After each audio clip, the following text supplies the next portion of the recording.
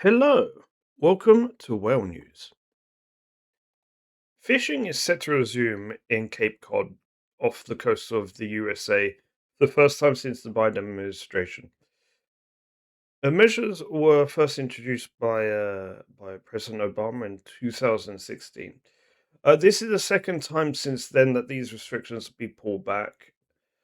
Now, we at the World Talk podcast like to state facts. We like to stay on the fence and not comment on things politically. But we're also advocates for conservation of cetaceans and overall biodiversity. So we're not going to weigh in on this politically, uh, but we are going to encourage further action on finding innovative ways to make fishing less dangerous for whales and dolphins. The depths to which this fishing will be is pretty deep, so there'll be a lot of long lines in the water, and this can cause a big risk of entanglements among whales, particularly the critically endangered North Atlantic right whales. So we implore those that would take advantage of fishing here, that if you have to fish here, please be mindful of your actions um, towards the ecosystem and biodiversity. Moving from North Atlantic right whales to South Atlantic right whales. Southern Atlantic right whales are reported to be in decline. Research by Charlton et al. In 2026 suggests that over the last decade, climate change is causing lower reproductive rates of southern right whales, where due to less sea ice, an increase in chlorophyll A, and more positive Antarctic oscillations. Antarctic oscillations means that winds driving the Antarctic circumpolar current are actually constricting closer to Antarctica itself and therefore reducing the water temperature mixing effect.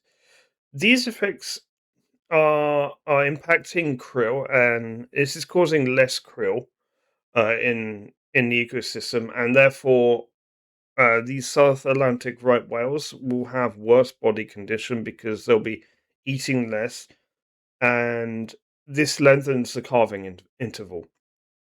What happens to the right whales in the Southern Ocean is a big sign of what is happening to the ecosystem as a whole.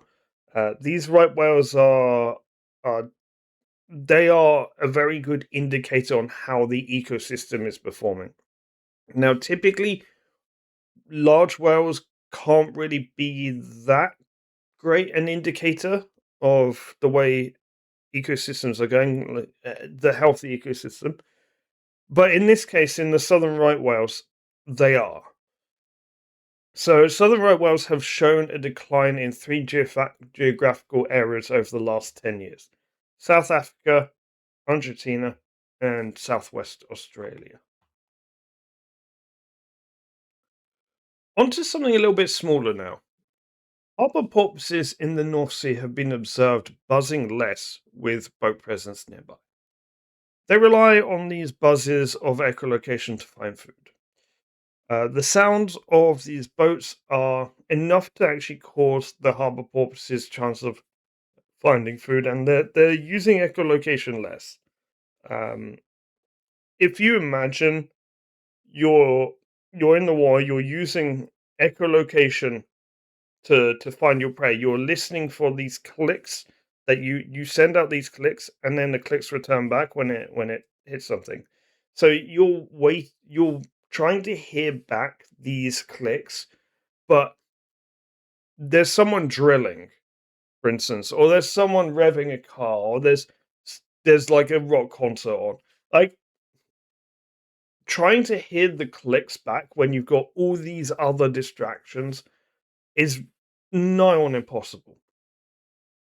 So the noise pollution they face has been described as a stress multiplier. Now, the article itself from the BBC did not actually use the term stress multiplier, but they described exactly what a stress multiplier is. And if you don't know what a stress multiplier is, It's something that affects a species' ability to cope with other environmental stresses in their environment. That in and of itself is not a major threat to the health of the population in isolation, but it makes other threats to their survival quite a bit worse. Because if you can imagine they're finding less food, that's impacting their body condition, which means they can't deal with other stresses in the environment. Makes them more susceptible to things like pollution as well. Thank you for watching. If you want more whale news in the future, think about subscribing to the channel. We also do a podcast once a month. Have a good rest of your day.